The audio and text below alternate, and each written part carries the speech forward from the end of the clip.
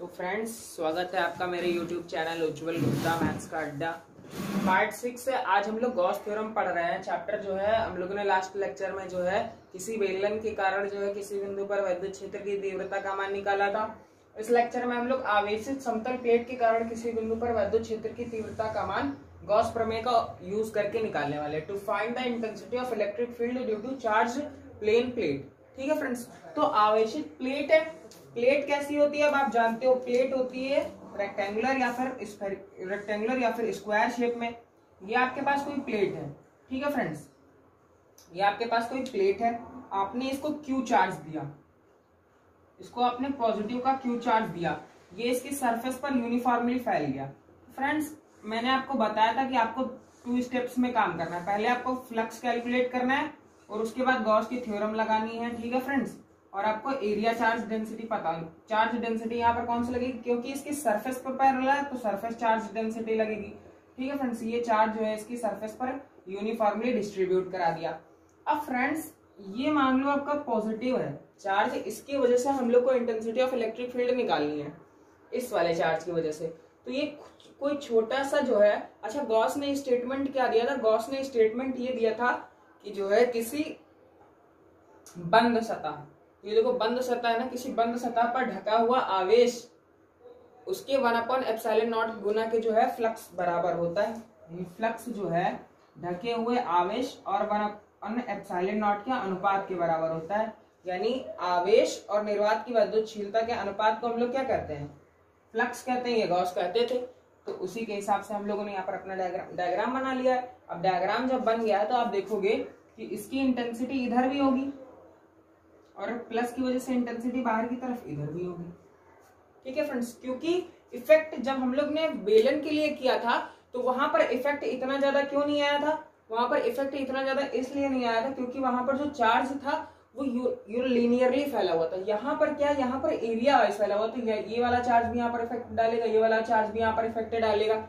इस वजह से एक पॉइंट इधर आएगा P, एक P पॉइंट पर हम लोग निकालेंगे और एक इधर Q पॉइंट पर निकालेंगे। ठीक है फ्रेंड्स, तो यहाँ का जो एरिया होगा इसको हम लोग DA बोलेंगे, DA एरिया, और यहाँ पर जो एरिया होगा इसको हम लोग DA बोलेंगे। ये 2 एरिया हमारे पास आ जाएंगे DA। यहाँ पर जो इंटेंसिटी ऑफ इलेक्ट्रिक फील्ड होगी, दोनों की डायरेक्शन देखो सेम है। यहाँ पर प्लस की वजह से ये भी बाहर की तरफ होगी, दोनों की डायरेक्शन क्या है, सेम है। तो प्लस की वजह से इंटेंसिटी ऑफ इलेक्ट्रिक फील्ड बाहर की ओर होगी। ये छोटे से रीजन के लिए हम लोग बात कर रहे हैं जिसकी इस पॉजिटिव चार्ज से डिस्टेंस कितनी है, इस पॉजिटिव चार्ज से डिस्टेंस स्मॉल r है। कितनी है, स्मॉल r है। और इसका एरिया कितना है, इसका एरिया पूरा इसका हो जाएगा A। आपका कितना एरिया हो जाएगा, A। अच्छा फ्रेंड्स, अब हम लोग पहले क्या काम करते हैं, पहले फ्लक्स निकालते हैं। तो फ्लक्स निकालने के लिए अच्छा आप एक चीज नोटिस करो, हम लोग की यहाँ पर जो डायरेक्शन है थीटा वो कितना है, 0 डिग्री है। तो कॉस थीटा वाला जो एलिमेंट होगा आपका वो कितना रह जाएगा, वो हो जाएगा cos 0 डिग्री। और cos 0 की वैल्यू कितनी होती है, cos 0 की वैल्यू होती है आपकी 1। cos 0 की वैल्यू कितनी होती है, 1 होती है। ठीक है फ्रेंड्स, पहले हम लोग क्या करेंगे, P पॉइंट पर जो है इंटेंसिटी कैलकुलेट करेंगे E, और फिर Q पॉइंट पर इंटेंसिटी E कैलकुलेट करेंगे और दोनों को क्या करेंगे, ऐड कर देंगे। टोटल फ्लक्स हमारा कैसा आएगा, टोटल फ्लक्स P पॉइंट पर कैलकुलेट और Q पॉइंट पर कैलकुलेट करने के बाद हमारा टोटल फ्लक्स आएगा। तो हम लोग यहाँ पर पहले बात करेंगे बिंदु P पर, ऑन पॉइंट P, बिंदु P पर, बिंदु P पर क्या होगा, ऑन पॉइंट P, जो आपका phi E is equal to होता है वो कितना होता है, EA cos theta. Phi is equal to होता है आपका EA cos थीटा। जब आप इस छोटे से पॉइंट, यहाँ पर जब छोटे से एरिया के लिए बात करोगे तो छोटे से एरिया के लिए जो है, जो आपका जो है फ्लक्स होगा वो भी, उसकी क्वांटिटी भी कम होगी। तो आप यहाँ से लिखोगे EDA cos 0 डिग्री, क्योंकि एंगल आपका कितना है, 0। cos 0 की वैल्यू कितनी आ जाएगी, cos 0 की वैल्यू आ जाएगी 1। तो यहाँ से आप इसको जो है लिख पाओगे d phi E is equal to E dot DA। इतना लिखने के बाद जो है आप यहाँ पर जरा phi E1 लगा लो।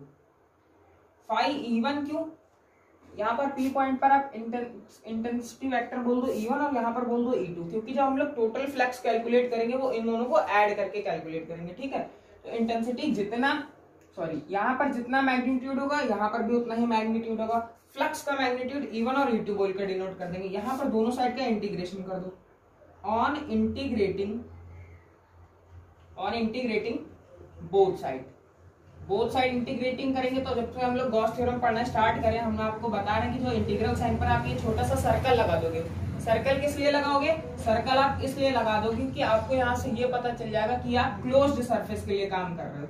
ये सफिक्स में आपका E1 आ गया। ये आपका कांस्टेंट रहेगा क्योंकि जो आपका जो ऑपरेटर है वो एरिया का ऑपरेटर है। अब आपको मैंने बता रखा है कि जो dx का इंटीग्रेशन होता है वो x होता है। इसी तरीके से d phi e का इंटीग्रेशन क्या होगा? phi e, और dA का इंटीग्रेशन क्या होगा? a होगा। तो यहाँ से आप phi e लिख लो और यहाँ पर लिखो e और a, ये phi E1 आपका आ गया। सिमिलरली ऑन Q पॉइंट, जब आप Q पॉइंट पर बात करोगे, सिमिलरली ऑन Q पॉइंट, जब आप इस Q पॉइंट पर बात करोगे तो जो आपका phi E2 फ्लक्स निकल कर आएगा, इसको इक्वेशन 1 बोलो, और जब आपका phi E2 फ्लक्स निकल कर आएगा वो भी आएगा EA। इसी तरीके से, क्योंकि क्वांटिटी क्या है, हर चीज की सेम है, यहाँ पर मैग्नीट्यूड क्वांटिटी सेम है तो फ्लक्स की वैल्यू भी क्या आएगी? सेम आएगी। यहाँ पर आप लिखोगे टोटल फ्लक्स, यहाँ पर आप लिखोगे टोटल फ्लक्स यानी कुल वैद्युत फ्लक्स। कुल वैद्युत फ्लक्स कैसे आएगा आपके पास? कुल वैद्युत फ्लक्स आएगा phi E is equal to phi E1 plus phi E2। तो यहां से आप लिखोगे phi E is equal to EA plus EA। phi E आपके पास यहां से आ जाएगा 2EA। ये आपके पास एक बार फ्लक्स निकाल के आ गया, इसको इक्वेशन 3 बोल दो।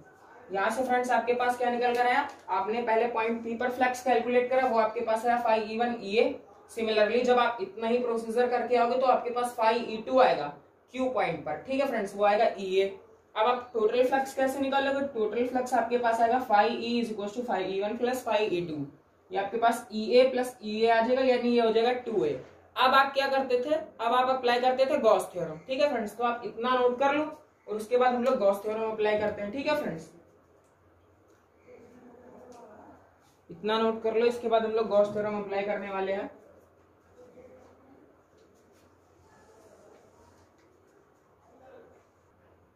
तो फ्रेंड्स आप गॉस थ्योरम जानते हो क्या होती है? On using Gauss theorem, on using Gauss theorem. Gauss theorem क्या कहती है आपकी? जो हम लोग पढ़ रहे हैं एप्लीकेशंस हैं गॉस थ्योरम की, तो गॉस थ्योरम क्या कहती है? गॉस थ्योरम कहती है phi E is equal to Q upon epsilon naught. तो जब आप जो है इस वाले चार्ज की वजह से बात करोगे तो ये चार्ज कैसा है? जो माइन्यूट सा चार्ज है, यहाँ पर वो बहुत छोटा सा चार्ज है इसलिए D लगा, लेकिन छोटे से चार्ज की वजह से जो आपके पास फ्लक्स आएगा वो भी क्या होगा? कम होगा। तो आप यहाँ पर क्या करोगे? On integrating both side, on integrating both side, जब आप बोथ साइड जो है इंटीग्रेशन कर दोगे तो आपके पास क्या निकल कर आएगा? 1 अपॉन एप्सिलॉन नॉट का कांस्टेंट है, इसको आप बाहर लिख लो, ये हो जाएगा dq। ये सर्कल इसलिए लगाया क्योंकि क्लोज्ड सरफेस के लिए वर्किंग में है हम लोग। तो यहाँ से आपको मिलेगा phi E is equal to Q upon epsilon naught, ठीक है फ्रेंड्स। इसको आप इक्वेशन नंबर 4 बता दो। और अब आपके पास Q की वैल्यू लिखने वाले हैं आप लोग। तो Q की वैल्यू आपको क्या है? यहाँ पर आप लोग पूरे एरिया में चार्ज फैलाए हैं, पूरे एरिया में चार्ज डिस्ट्रीब्यूट करें तो एरिया चार्ज और डेंसिटी लगाएंगे आप लोग। आवेशीय पृष्ठ घनत्व, तो आवेश पृष्ठ घनत्व क्या होता है? Since sigma is equal to Q upon A होता है। सिग्मा इज इक्वल टू कितना आपने पढ़ रखा है? Q upon A। यहाँ से Q की वैल्यू कितनी आएगी? सिग्मा है। इसको आप इक्वेशन 5 बोल दो। यहाँ पर आप लिखो फ्रॉम इक्वेशन 4 एंड 5। 4 एंड 5 से आप क्या करोगे? जो Q की वैल्यू सिग्मा A आपने निकाली है ये आप इक्वेशन 4 में रख दोगे। तो phi E जो आपका फ्लक्स निकल कर आएगा वो आएगा sigma A upon epsilon not. कितना निकल कर आएगा? Sigma A upon epsilon not. इसको इक्वेशन 6 बोल दो। अब आप इक्वेशन 3 से भी देखो और इक्वेशन 6 से भी देखो। इक्वेशन 3 में भी आपने फ्लक्स निकाला है और इक्वेशन 6 में भी आपने क्या निकाला है? फ्लक्स निकाला है। तो आप क्या करोगे? दोनों फ्लक्सों को आपस में कंपेयर करा दोगे। दोनों फ्लक्स को क्या करोगे? आपस में कंपेयर करा दोगे फ्रेंड्स। तो मैं इसको रफ कर दे रहा हूं और फ्लक्स को जो है कंपेयर कराता हूं। तो फ्लक्स को जब आप कंपेयर कराओगे तो यहां से आपको मिलेगा ऑन कंपेयरिंग इक्वेशन 3 एंड 6। यहां पर भी आपके पास फ्लक्स है और यहां पर भी आपके पास फ्लक्स है। तो यहां से मिलेगा आपको 2EA is equal to sigma A upon epsilon naught. Area से एरिया आपका कैंसिल हो जाएगा। आपको चाहिए E की वैल्यू, तो E की वैल्यू यहां से आ जाएगी सिग्मा अपॉन 2 एप्सिलॉन नॉट। कितनी आ जाएगी? यानी एक आवेशित समतल प्लेट के कारण जो इंटेंसिटी ऑफ इलेक्ट्रिक फील्ड आती है वो उसकी डिस्टेंस से क्या होती है, इंडिपेंडेंट होती है। इसका मतलब आपको नहीं समझ आएगा। इसका मतलब, मेरा कहने का मतलब ये है कि आप अगर फॉर्मूला ध्यान से देखोगे तो फॉर्मूले में आपको कहीं आर नहीं नजर आ रहा होगा। यानी कि समतल प्लेट के कारण जो है, जो विद्युत क्षेत्र की तीव्रता आती है, इंटेंसिटी ऑफ इलेक्ट्रिक फील्ड, वो उस दूरी से फ्री रहती है। उससे मतलब नहीं होता कि वो पॉइंट कितनी दूरी पर है या कितनी पास है, वो उससे फ्री रहता है। ये देखो आपको मिल रहा है यहाँ पर E is equal to sigma upon 2 epsilon naught. Sigma भी कांस्टेंट होता है, एप्सिलॉन नॉट भी कांस्टेंट होता है। ठीक है फ्रेंड्स, तो इसका यूज हम लोग नेक्स्ट डेरिवेशन में करेंगे। इसको आप लोग 7 नंबर बोल दो। ये डेरिवेशन यहीं पर कंप्लीट हो गया और ये इंपॉर्टेंट भी पेपर में पूछा जाता है आपके। तो फ्रेंड्स, अगर आपको ये वीडियो समझ में आता है, पसंद आता है, तो उसको लाइक कीजिए, सब्सक्राइब कीजिए और कमेंट करिए। ये तो मेरा मूल धर्म है कहने का। ठीक है फ्रेंड्स, थैंक यू।